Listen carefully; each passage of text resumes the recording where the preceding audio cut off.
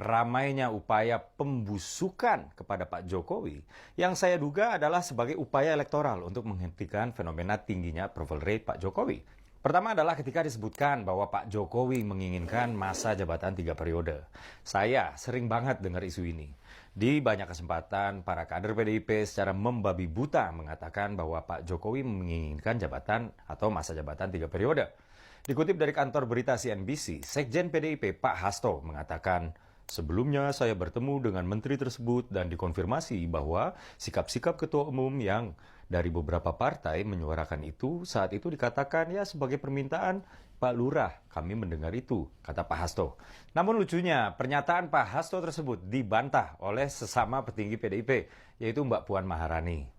Dikutip dari kantor berita Kompas.com, Mbak Puan Maharani justru mengatakan enggak pernah, setahu saya enggak pernah beliau meminta pada Ketua Umum PDIP Ibu Mega ya, untuk perpanjangan 3 periode, kata Mbak Puan.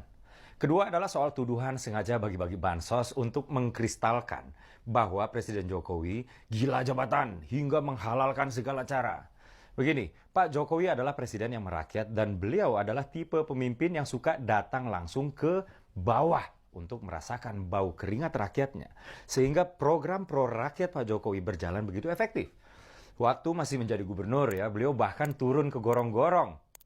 Lebaran tahun lalu juga ya, beliau langsung membagikan THR kepada rakyat. Pada April 2023 lalu, beliau juga yang secara langsung membagikan bansos di depan Istana Negara. Saat itu belum diributkan, tapi belakangan karakter Pak Jokowi yang dekat dengan rakyatnya ini justru kerap diributkan. Terutama soal bansos. Dinyinyirin seolah Pak Jokowi membagikan bansos untuk meningkatkan tingkat kepuasan masyarakat. Padahal saat menyusun program bansos, setidaknya 8 kementerian itu dilibatkan. Bahkan kebutuhan akan bansos ini dikaji secara teknokratik oleh Bappenas, dianalisis perspektif keuangannya oleh Kementerian Keuangan, lalu disetujui oleh DPR RI yang lintas fraksi. Saat itu nggak diributin, bahkan disetujuin. Lalu kenapa sekarang diributin? Ya program bansosnya diributin, ya Pak Jokowi yang bagiin langsung bansosnya juga diributin. Ya karena yang ributin ini dulu belum merasakan dampak elektoral dari pecah kongsi dengan Presiden Jokowi. Ketika dampak tersebut udah dirasain, mereka sibuk menyerang Pak Jokowi dengan membabi buta. Tapi belakangan indikator politik baru aja merilis hasil jajak pendapat yang mengatakan bahwa tingkat kepuasan publik kepada Presiden Jokowi justru naik menjadi 80%-an dari yang tadinya di ya sekitar 70%-an lah. Dan ketika publik ditanyakan kepuasan mereka terhadap kinerja demokrasi di negeri ini, poin yang paling sering diserang masih menurut indikator politik, mayoritas publik justru merasa puas dengan kinerja demokrasi di negeri ini. Ketiga adalah pengakuan Mas Adi Wijayanto yang diamplifikasi secara serampangan. Ini lebih absurd. Pak Andi mengatakan bahwa Pak Jokowi dengan sesumbar mengatakan, kalian hebat kalau bisa kalahkan saya. Nah, saya dalam hal ini nggak ingin membahas substansi pengakuan Pak Andi.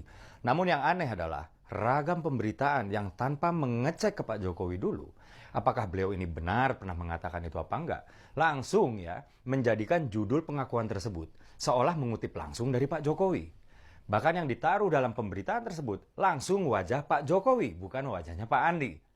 Contoh dari pemberitaan tersebut adalah dari kantor berita suara.com ini. Sementara kantor berita FIFA.co juga pernah memuat berita yang sama dengan frame yang sama, namun telah dihapus. Saya belak-belakan aja di sini. Fakta pertama adalah publik puas terhadap kinerja Pak Jokowi.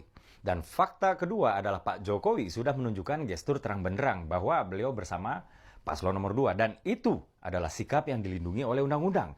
Yang nggak boleh itu adalah menggunakan aparat dan kewenangan untuk memenangkan paslon tertentu. Pak Jokowi sedang melayani rakyatnya dan rakyat puas terhadap pelayanan tersebut.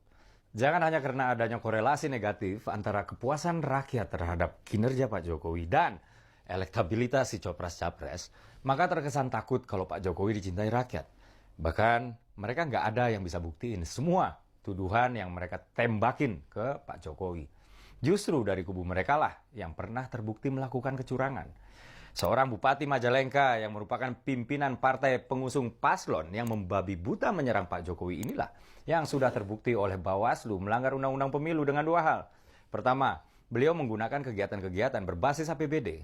Dan kedua, Beliau menginstruksikan jajarannya untuk memenangkan caleg dan paslon yang diusung oleh partai tersebut. Kan maling teriak maling ini namanya. Akhir kata, mengutip Kenneth H. Blanchard, seorang penulis kondang dari Amerika Serikat, "The key to successful leadership is influence, not authority." Kunci dari kepemimpinan yang sukses adalah pengaruh, bukan otoritas. Saya Dedek Prayudi. Wassalamualaikum warahmatullahi wabarakatuh.